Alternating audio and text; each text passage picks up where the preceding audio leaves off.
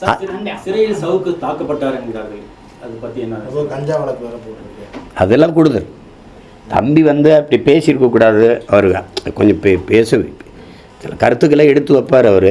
ஆனாலும் மதிப்பிற்குரிய ஏடிஜிபி ஐயா அருண் அவர்களையும் அந்த பெண் காவலர்களையெல்லாம் இணைச்சி பேசியிருக்கூடாது. அதை தவிர்த்திருக்கலாம் தம்பி. அதுக்காக அவர் மேலே கஞ்சா வச்சு எப்படி கஞ்சா வந்தது?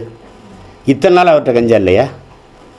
இத்தனை நாள் கஞ்சா இருந்ததா? திடீர்னு வந்துருச்சா அவர்கிட்ட? வச்சது யார்? அந்த அளவு அதிகமாக சொல்கிறாங்க சார். முதல்ல 400 கிராம், நாங்கள் இப்போ 3 கிலோ 30 கிலோ வரைக்கும் கூட வர சரியாக இருக்குது.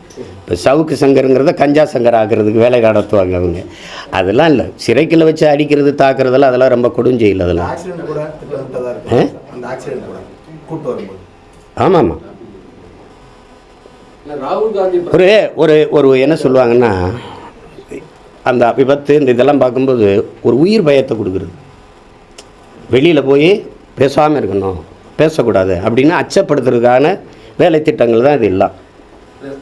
இந்திய பிரதமர் போலவே தமிழக முதல்வரும் செய்தியாளர்களை சந்திக்காமே இருக்கிறாங்க. அதை எப்படி பார்க்குறீங்க சார்? செய்தியாளர்களை சந்திக்கவே இல்லைன்னு தான் பார்க்குறேன். வேறு எதுவும் நீங்கள் என்ன கேள்வி, நீங்கள் இவ்வளோ கேள்வி கேட்குறீங்க, நாங்கள் பதில் சொல்கிறோம்ல. நீங்கள் எழுப்புகிற கேள்விக்கு பதில் ஏதாவது இருக்குமா? அப்புறம் எப்படி சந்திப்பாங்க?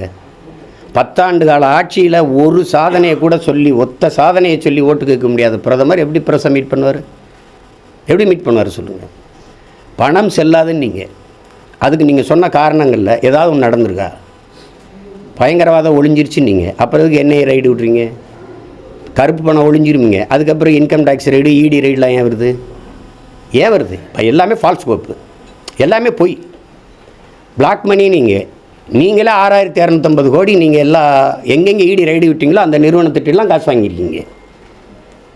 அப்புறம் ராகுல் காந்தி பிரதமராக வர வந்து பாகிஸ்தான் வந்து விரும்புகிறாங்க, ஆதரவு தெரிவிக்கிறாங்க மாதிரி பிரதமர் மோடி குற்றச்சாட்டு வைக்கிறார். அதே மாதிரி பிரச்சாரத்தில் பிரதமர் மோடியோடைய பேச்சை நீங்கள் எப்படி பார்க்குறீங்க?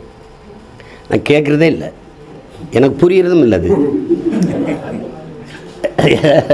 ஒரு தடவை புரிஞ்சுது, வரப்போயாரா நீர் ஒயாரா அப்படின்னா அதோட முடிச்சுட்டேன் நான். எனக்கு என்ன புரியும் அவர் பேசுகிறதுல? சொல்லுங்க, எப்படி பார்க்குறீங்க? நன்றி.